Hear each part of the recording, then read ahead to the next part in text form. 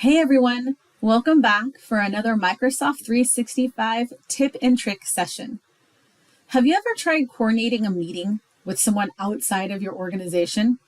How many times have you gone back and forth just to end up frustrated? Today I'm going to show you a very quick and easy way to share your availability without the back and forth emails. First, begin by creating a new email addressed to the person you are wanting to try to coordinate a schedule with. In your top navigation bar, you're going to want to click on Insert and then click on the calendar icon. Here's where you decide what you're going to be sharing. Now, before I do anything, I always click Show time within my working hours only. You don't want someone to accidentally schedule a meeting for Saturday at 4 p.m. Next, click on the date range.